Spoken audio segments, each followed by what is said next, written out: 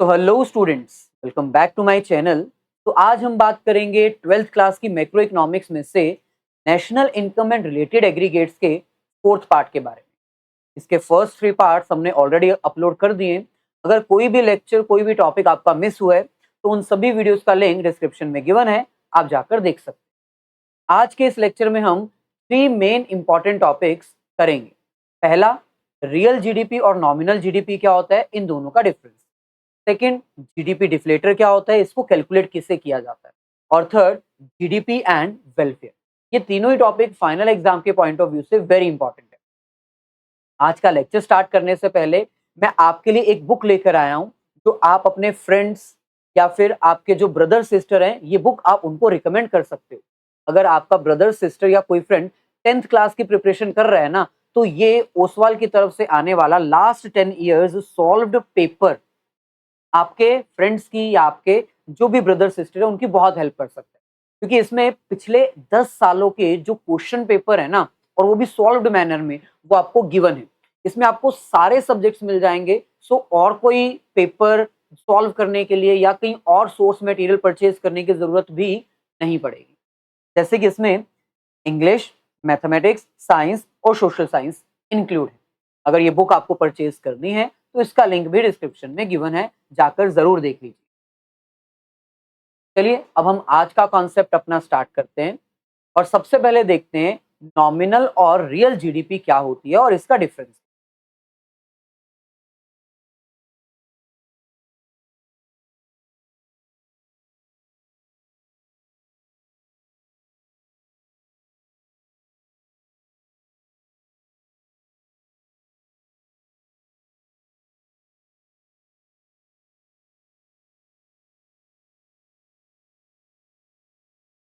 चलिए, तो सबसे पहले तो आपको ये पता होना चाहिए कि जीडीपी क्या होती है। तो जीडीपी का मतलब होता है किसी इकोनॉमी में प्रोड्यूस होने वाली फाइनल गुड्स एंड सर्विसेज का प्राइस। एक साल के बीच में एक इकोनॉमी ने जो गुड्स और सर्विसेज प्रोड्यूस किए हैं उसकी वैल्यू क्या है। क्योंकि कोई भी इकोनॉमी हो, उसकी ग्रोथ जीडीपी के अकॉर्डिंग कैलकुलेट की जाती है। अगर एक इकोनॉमी बहुत अच्छा ग्रो कर रही है, यानी उस इकोनॉमी में गुड्स और सर्विसेज मैन्युफैक्चर की जा रही हैं, मैन्युफैक्चर करके उनको परचेज किया जा रहा है, उनको एक्सपोर्ट किया जा रहा है, विद इन इकोनॉमी सब कुछ बहुत अच्छा चल रहा है। तो एक इकोनॉमी की जीडीपी जो है वो डिपेंड करती है कि एक इकोनॉमी में कितने गुड्स और सर्विसेज प्रोड्यूस की गई हैं एक साल के भीतर में। लेकिन पॉइंट ये है कि जब एक इकोनॉमी की जीडीपी कैलकुलेट की जाती है ना, जब एक इकोनॉमी में गुड्स और सर्विसेज की वैल्यू की जाती है, तो हमें यह देखना होता है कि हम कौन सा प्राइस चूज करें, करंट ईयर मार्केट प्राइस या previous year base year price. यानी जो पुराने प्राइसेस चलते आ रहे हैं, क्या उनको हम बेस लेकर फिर अपनी कैलकुलेशन करें, या फिर जो करंट मार्केट प्राइस चल रहा है उसको लेकर हम अपनी इकोनॉमी की जीडीपी कैलकुलेट करें। तो सबसे पहले तो जीडीपी का मीनिंग सबको क्लियर हो चुका है। जीडीपी का मतलब होता है एक साल के भीतर में एक इकोनॉमी ने कितनी गुड्स और सर्विसेज प्रोड्यूस की, उसकी वैल्यू। तो यहां पर देखो क्या लिखा हुआ है, GDP refers to the value of total final goods and services being produced in an economy over a period of 1 year. एक साल के भीतर में किसी भी इकोनॉमी में एक साल के भीतर में जो गुड्स और सर्विसेज बनी है उसकी वैल्यू कितनी है। 10 करोड़ है, 50 करोड़ है, 1 लाख करोड़ है, कितनी वैल्यू है।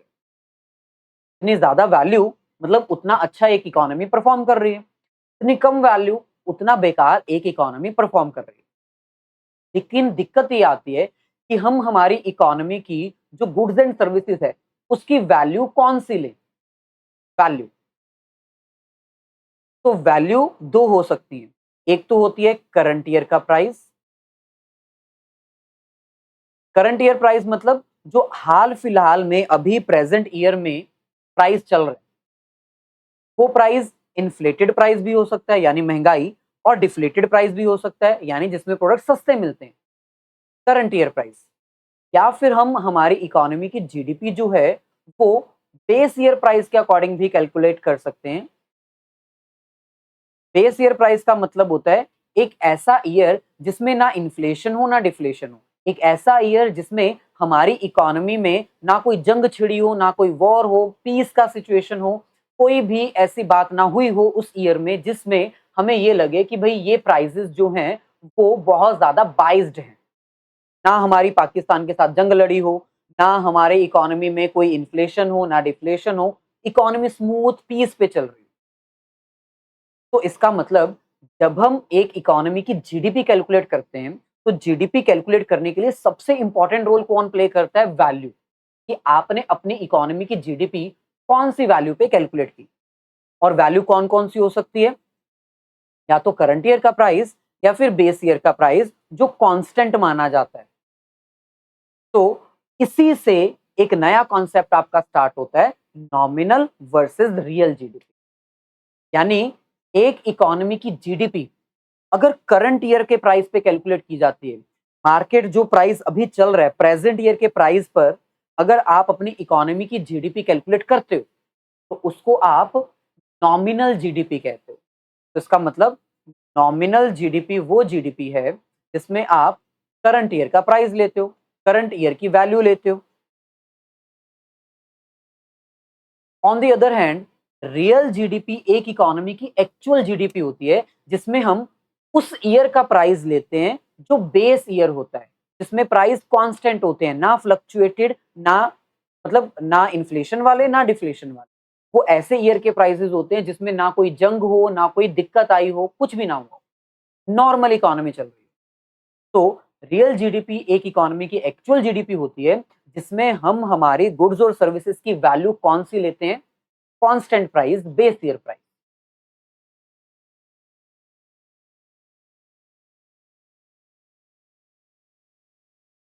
तो इन शॉर्ट हम ये कह सकते हैं, gross domestic product GDP of an economy can be measured in two different terms in two different values. The one is nominal GDP. When we calculate the GDP of an economy at current year's price, that is known as nominal GDP. जब हम एक economy की GDP current year current market price पे calculate करते हैं तो उसको nominal GDP कहते हैं। और करंट ईयर का प्राइस इन्फ्लेटेड भी हो सकता है, डिफ्लेटेड भी हो सकता है। करंट ईयर में हो सकता है हमारी जंग चल रही हो किसी कंट्री के साथ। Real GDP on the other hand एक एक्चुअल जीडीपी होती है जिससे हमें पता चलता है कि एक्चुअल में हमारी इकोनॉमी कितना ग्रो कर रही है, क्योंकि इसमें हम कौन सा प्राइस लेते हैं?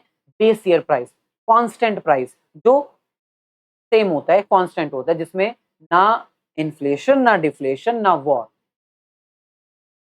तो अगर हम इसको एक एक को थोड़ा डिटेल में पढ़ें, नॉमिनल जीडीपी क्या है? when the final goods and services produced within the domestic territory of a country during the one accounting period is valued at is values at current market price, then that is called as nominal GDP. जब हम एक economy की final goods और services की value current year के price पर लेते हैं, करंट मार्केट रेट पे वैल्यू कैलकुलेट करते हैं, उसको नॉमिनल जीडीपी कहा जाता है। जब हम नॉमिनल जीडीपी की बात करते हैं ना, तो उसकी कैलकुलेशन कैसे होती है? बहुत सिंपल है। मान लो आपने 1000 कंप्यूटर्स मैन्युफैक्चर किए और करंट ईयर में एक कंप्यूटर जो है वो आपका 1 लाख का है, तो ये कितना आ जाएगा? 10 करोड़। यानी आपकी नॉमिनल जीडीपी कितनी है? 10 करोड़। और ये जीडीपी एक्चुअल जीडीपी नहीं है, ये सिर्फ नाम की जीडीपी है, क्योंकि इसमें हमने प्राइस करंट ईयर का लिया है और करंट ईयर का प्राइस इन्फ्लेशन, डिफ्लेशन, पता नहीं किन किन चीजों से भरा होगा। On the other hand next हमारे पास आता है रियल जीडीपी। अब रियल जीडीपी नेम से ही क्लियर है, ये एक इकोनॉमी की ना एक्चुअल जीडीपी होती है। ये एक्चुअल जीडीपी इसलिए है क्योंकि इसमें हम क्वांटिटी जो बनाई गई है, जितनी क्वांटिटी बनी है उतनी ही क्वांटिटी लेंगे। 1000 कंप्यूटर बने हैं इस साल, तो 1000 कंप्यूटर ही हमारी क्वांटिटी है, लेकिन हम प्राइस कौन सा लेंगे? बेस ईयर प्राइस, पुराना प्राइस, ऐसा प्राइस जो बिल्कुल इकोनॉमी को स्टेबल रखा हुआ था। मान लो उस वक्त आपका कंप्यूटर 70,000 का था, इसका मतलब आपकी इकोनॉमी की एक्चुअल जीडीपी जो है वो 7 करोड़ है। तो this is known as real GDP. जब हम अपनी इकोनॉमी की गुड्स एंड सर्विसेज की वैल्यू कांस्टेंट प्राइस पे करते हैं, बेस ईयर के प्राइस पर करते हैं, तो उसको रियल जीडीपी कहा जाता है। अब इसको अंडरस्टैंड करने के लिए ना हमने एक एग्जाम्पल दी है, estimation of real and nominal GDP. मान लो 2011-12 में आपने वीट की प्रोडक्शन की 20 टन, लेकिन उस वक्त प्रोडक्ट का प्राइस था 1000 पर टन, तो आपकी उस वक्त की जीडीपी कितनी हो गई? 2000। 20 टन मल्टीप्लाई 100, 2000 टन, 2000 रुपीज आपकी क्या हो गई? जीडीपी 2011-12। अब 2018-19 में आपने वीट प्रोड्यूस की, वीट उतनी ही प्रोड्यूस की आपने 20 टन, लेकिन इस बार आपके प्रोडक्ट का प्राइस हो गया 1000 रुपीज, जिसके कारण आपकी जीडीपी हो गई 20 मल्टीप्लाई 1000, 20,000। अब देखने वाले को तो यही लगेगा ना कि देखो इकोनॉमी कितना अच्छा परफॉर्म कर रही है, कितना अच्छा परफॉर्म कर रही है, इसकी जीडीपी 2000 से 20,000 हो गई, लेकिन जीडीपी बढ़ी नहीं है, प्राइस बढ़ा है। ये इन्फ्लेशन है। जीडीपी तब बढ़ेगी जब गुड्स और सर्विसेज की मैन्युफैक्चरिंग ज्यादा होगी और प्राइस कांस्टेंट लिया जाएगा। तो ये आपकी कौन सी जीडीपी है? Nominal GDP. ये सिर्फ नाम की जीडीपी है, देखने में लग रहा है कि जीडीपी बढ़ गई, लेकिन रियलिटी में जीडीपी बढ़ी नहीं है, प्राइस ही बढ़ा है। 100 रुपए से 1000 रुपए हो गया, क्वांटिटी तो उतनी ही है। ऑन द अदर हैंड, अगर मैं कहूं 2011-12 में हमने 20 टन प्रोड्यूस किए और 100 रुपीज प्राइस था, 2000 हमारी जीडीपी थी। 18-19 में हमने 30 टन प्रोड्यूस किए, आपके टन जो है वो 10 टन बढ़ गए, क्वांटिटी 10 टन बढ़ गई, लेकिन प्राइस हमने बेस ईयर का ही रखा। तब आपकी जीडीपी कितनी आई? 3000। तो ये जो 1000 जीडीपी बढ़ी है, ये एक्चुअल जीडीपी है, क्योंकि ये प्राइस के बढ़ने से नहीं बढ़ी, क्वांटिटी के बढ़ने से बढ़ी है। तो इसका मतलब मैं ये कह सकता हूं, नॉमिनल जीडीपी सिर्फ नाम की जीडीपी होती है, जिसमें हम फोकस किसके ऊपर करते हैं? प्राइस के ऊपर। रियल जीडीपी एक्चुअल जीडीपी होती है, जिसमें हम फोकस किसके ऊपर करते हैं? क्वांटिटी के ऊपर, कि क्वांटिटी बढ़ाओ, प्रोडक्शन ज्यादा करो, प्राइस उतना ही रहने दो। तो नॉमिनल वर्सेस रियल जीडीपी का अगर डिफरेंस आपने अंडरस्टैंड करना है, तो ये पॉइंट्स दिए हुए हैं। अब जल्दी से एक बार इसको गो थ्रू हो जाओ। जो करंट प्राइस पे हम जीडीपी कैलकुलेट करते हैं, नॉमिनल जीडीपी, उसमें हम जो फाइनल गुड्स एंड सर्विसेज का प्राइस वो कौन से ईयर का लेते हैं? करंट ईयर का। ऑन द अदर हैंड, जो कांस्टेंट प्राइस पे हम जीडीपी कैलकुलेट करते हैं, जिसको रियल जीडीपी कहा जाता है, उसमें हम प्राइस कौन सा लेते हैं? बेस ईयर का। तो पहला डिफरेंस, नॉमिनल में हम करंट ईयर का प्राइस लेते हैं और रियल जीडीपी में हम बेस ईयर का प्राइस लेते हैं। Second difference, it can increase if price level rises. Nominal GDP तभी बढ़ती है जब प्राइसेस बढ़ते हैं। प्राइसेस बढ़े तो जीडीपी बढ़ गई इन्फ्लेशन के कारण, प्राइस कम हुए तो जीडीपी कम हो गई डिफ्लेशन के कारण। ऑन द अदर हैंड, जो आपकी रियल जीडीपी है वो कब बढ़ती है? जब आपकी क्वांटिटी गुड्स और सर्विसेज का फ्लो बढ़ता है, क्योंकि प्राइस तो हम इसमें सेम लेते हैं ना। तो आपकी रियल जीडीपी तब बढ़ेगी जब आपका गुड्स और सर्विसेज की मैन्युफैक्चरिंग ज्यादा हो। कम कब होएगी? जब आपकी गुड्स और सर्विसेज की मैन्युफैक्चरिंग कम हो जाएगी। थर्ड डिफरेंस, इसको हम नॉमिनल जीडीपी भी कहते हैं और इसको हम रियल जीडीपी भी कहते हैं। रियल जीडीपी से हमें एक्चुअल इकोनॉमी का वेलफेयर पता चलता है कि कितनी गुड्स और सर्विसेज और ज्यादा मैन्युफैक्चर हो रही हैं, जबकि नॉमिनल जीडीपी से हमें वेलफेयर नहीं पता चलता, हमें सिर्फ महंगाई दिखती है कि कितनी महंगाई हो गई। एक्चुअल जो जीडीपी है वो रियल जीडीपी ही है, नॉमिनल जीडीपी से आपको रियलिटी नहीं पता चलती। चलिए, अब रियल और नॉमिनल जीडीपी का अगर आपको कॉन्सेप्ट क्लियर हो गया, तो नेक्स्ट टॉपिक बहुत इजी है, जीडीपी डिफ्लेटर।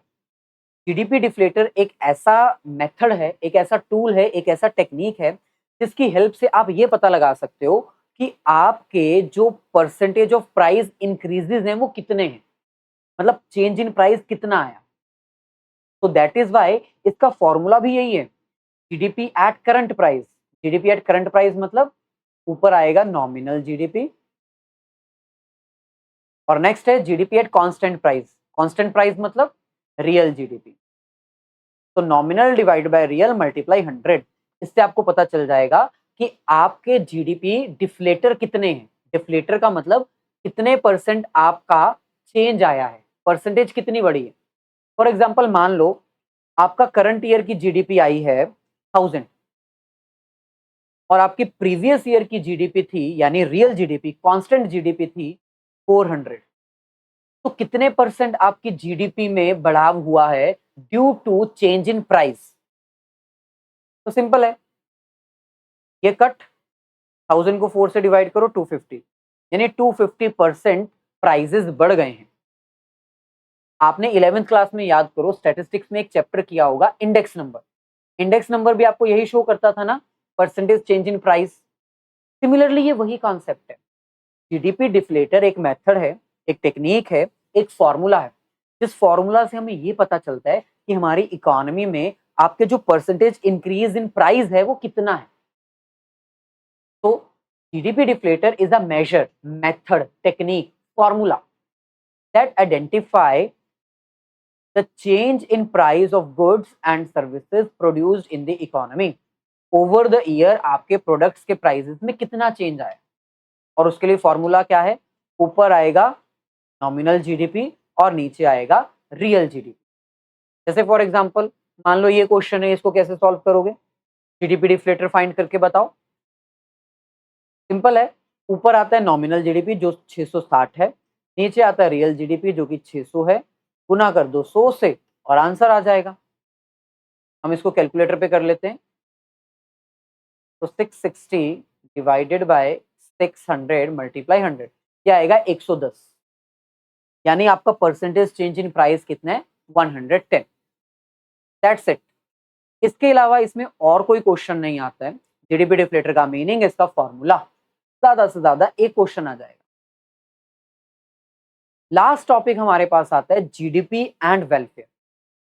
अब देखो नॉर्मली पता क्या एज्यूम किया जाता है, नॉर्मली हम ये एज्यूम करते हैं कि अगर एक इकोनॉमी की जीडीपी बढ़ रही है तो वहां पर वेलफेयर भी हो रहा होगा। अगर इंडिया की जीडीपी बढ़ रही है तो हम ये एज्यूम करते हैं कि इंडिया की जीडीपी इसलिए बढ़ रही है क्योंकि वहां पर गुड्स और सर्विसेज ज्यादा बन रही हैं।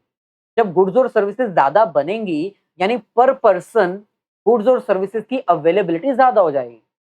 जैसे फॉर एग्जांपल अगर मैं कहूं कि पहले हमारी इकोनॉमी में जीडीपी थी 1000 और हमारी इंडिया की पॉपुलेशन थी 100, पर पर्सन कितनी गुड्स अवेलेबल हो गई 10 गुड्स, मतलब हर पर्सन को 10 गुड्स तो मिल ही जाएंगे।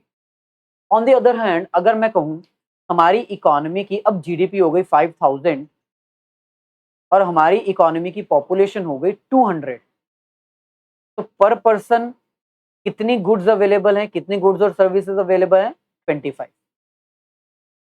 तो अगर एक इकोनॉमी की जीडीपी बढ़ती है तो ये एज्यूम किया जाता है कि जीडीपी बढ़ने से मार्केट में गुड्स और सर्विसेज ज्यादा बनेंगी, ज्यादा गुड्स और सर्विसेज बनने से लोगों के पास ज्यादा गुड्स और सर्विसेज पहुंचेंगी, ज्यादा गुड्स और सर्विसेज अगर पहुंचेंगी तो वेलफेयर होगा ना, लोगों का वेलफेयर होगा। लेकिन क्या ऐसा जरूरी है कि जीडीपी बढ़ने से हमेशा वेलफेयर हो ही हो?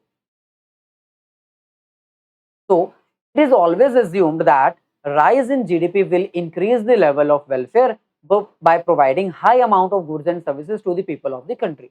हमेशा ये एज्यूम किया जाता है कि अगर एक इकोनॉमी की जीडीपी बढ़ रही है ना तो वहां पर वेलफेयर भी होगा। कैसे? ज्यादा गुड्स और सर्विसेज बनेंगी तो लोगों के पास ज्यादा गुड्स और सर्विसेज आएंगी तो उनका वेलफेयर होगा। लेकिन ऐसा जरूरी नहीं है। कौन से ऐसे केसेस हैं जहां पर जीडीपी बढ़ती है लेकिन वेलफेयर नहीं होता? तो टोटल ये 5 हमारे पास केसेस हैं जिसमें ये पॉसिबल है। केस नंबर 1 ध्यान से करना, एग्जाम में इनमें से कोई 2-3 आ जाते हैं। फर्स्ट है डिस्ट्रीब्यूशन ऑफ जीडीपी। अगर एक इकोनॉमी में जीडीपी की डिस्ट्रीब्यूशन अनइक्वल है, अनइक्वल का मतलब है कि जो रिच है और जो पुअर है उनके बीच में गैप बढ़ता जा रहा है, तो उस सिचुएशन में जो एक मैन्युफैक्चरर है जो गुड्स और सर्विसेज बनाता है वो प्रोडक्शन किसके लिए करेगा? क्या पुअर पर्सन के लिए प्रोडक्शन करी जाएगी? ऑब्वियसली नहीं। पुअर पर्सन के पास कुछ है ही नहीं, पैसा देने के लिए ही नहीं है।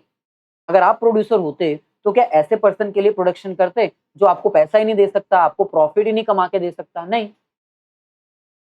तो अगर एक इकोनॉमी में इनकम की डिस्ट्रीब्यूशन, जीडीपी की डिस्ट्रीब्यूशन अनइक्वल है, अमीर अमीर होता जा रहा है, गरीब गरीब होता जा रहा है, तो आप एज अ प्रोड्यूसर प्रोडक्शन करोगे अमीर पर्सन के लिए। अगर अमीर पर्सन के लिए प्रोडक्शन होगी, गुड्स सिर्फ वही पर्सन खरीद पाएगा जिसके पास पैसा है, तो इसमें भला कहाँ हुआ? वेलफेयर तो हुआ ही नहीं। गुड्स और सर्विसेज बनी, ज्यादा बनी, जीडीपी बढ़ी, बहुत ज़्यादा जीडीपी बढ़ी, लेकिन वेलफेयर नहीं हुआ। तो हर बार जीडीपी बढ़ने से वेलफेयर होगा ऐसा ज़रूरी नहीं है, क्योंकि कई बार जीडीपी बढ़ती है, लेकिन जीडीपी के बढ़ने का मेन रीज़न हो सकता है मैन्युफैक्चरिंग ऑफ लग्ज़री गुड्स, जो वेलफेयर नहीं करती। सेकंड है कंपोजिशन ऑफ जीडीपी, यानी जो जीडीपी बढ़ रही है, वो किसके कारण बढ़ रही है? अगर तो जीडीपी बढ़ रही है कंज्यूमर गुड्स के कारण, ज़्यादा से ज़्यादा कंज्यूमर गुड्स बन रही हैं और जीडीपी बढ़ रही है, तो वेलफेयर होगा। लेकिन अगर जीडीपी बढ़ इसलिए रही है क्योंकि आप डिफेंस इक्विपमेंट्स बना रहे हो, डिफेंस गुड्स बना रहे हो, तो टैंक, हेलीकॉप्टर, बुलेट्स, ये भी तो प्रोडक्शन है ना। अगर आप इन चीज़ों का प्रोडक्शन कर रहे हो, तो जीडीपी बढ़ेगी, लेकिन वेलफेयर तो नहीं होएगा ना, क्योंकि वो कंज्यूमर गुड्स नहीं है, वो गुड्स कंज्यूमर के पास पहुँचेंगी ही नहीं। क्या बम्ब आप फ्री में बेचना शुरू कर दोगे कि आओ हमारे से बम्ब ले जाओ, हेलीकॉप्टर ले जाओ, टैंक ले जाओ, तोप ले जाओ, बुलेट्स ले जाओ? नहीं ना। तो अगर तो कंज्यूमर गुड्स बनेंगी तो जीडीपी बढ़ेगा, वेलफेयर भी होगा। लेकिन अगर डिफेंस गुड्स बनेंगी तो जीडीपी तो बढ़ेगा, लेकिन वेलफेयर नहीं होगा।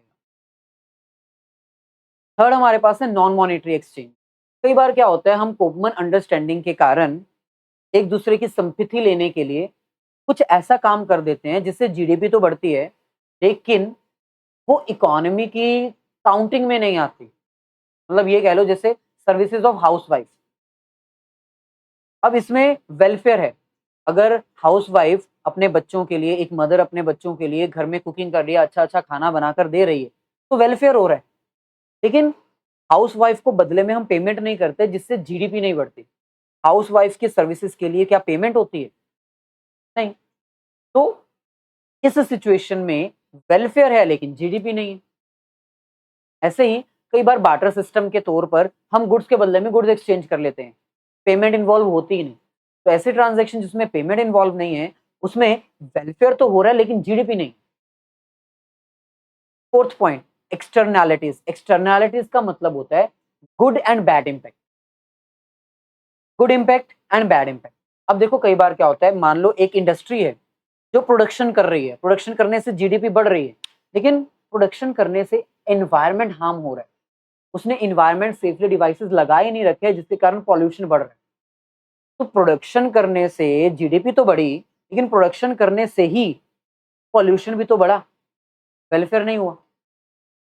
ऑन द अदर हैंड कई बार कुछ गुड इफेक्ट्स भी होते हैं, जैसे for example public parks develop करना, स्ट्रीट लाइट्स प्रोवाइड करना, सीसीटीवी कैमरास इंस्टॉल करना फॉर द सिक्योरिटी। इससे वेलफेयर होता है लेकिन जीडीपी नहीं बढ़ती। पब्लिक पार्क डेवलप करने से क्या जीडीपी बढ़ेगी? कुछ भी नहीं। स्ट्रीट लाइट्स प्रोवाइड करने से फ्री में जीडीपी नहीं बढ़ेगी। तो एक्सटर्नैलिटीज का मतलब होता है good and bad impact. Good impact मतलब जिससे इकोनॉमी को बेनिफिट हो रहा है लेकिन जीडीपी नहीं बढ़ रही। बैड इम्पैक्ट मतलब जीडीपी तो बढ़ रही है लेकिन एनवायरनमेंट पे या किसी चीज पे बैड इम्पैक्ट पड़ रहा है, वेलफेयर नहीं हो रहा। ऐसे ही लास्ट है ग्रोथ रेट ऑफ पॉपुलेशन। अब इसकी एग्जांपल तो मैंने अभी दी थी। मान लो आपकी जो ग्रोथ रेट है ना पॉपुलेशन की, वो बहुत ज्यादा है, फिर उससे भी जीडीपी नहीं बढ़ेगी, मतलब वेलफेयर नहीं होगा। जैसे फॉर एग्जांपल पहले आपकी इकोनॉमी में 1000 जीडीपी थी, 100 लोग रहते थे, पर पर्सन 10 यूनिट्स आ जाती थी। अब मान लो आपकी इकोनॉमी में 5000 आपकी जीडीपी हो गई, लेकिन आपकी इकोनॉमी की पॉपुलेशन बढ़ गई 1000, तो कट कर दो, यानी पर पर्सन कितनी गुड्स रह गई अवेलेबल? 5। हर पर्सन को 5 गुड्स मिलेंगी। कहाँ पहले 10 मिलती थी, कहाँ अब 5 मिलेंगी। यानी अगर आपकी इकोनॉमी की पॉपुलेशन की ग्रोथ रेट ज्यादा हो गई ना, तो आपकी इकोनॉमी में जीडीपी तो बढ़ी लेकिन वेलफेयर नहीं हुआ, क्योंकि पर पर्सन प्रोडक्ट्स कम हो। तो ये था हमारा आज का कॉन्सेप्ट।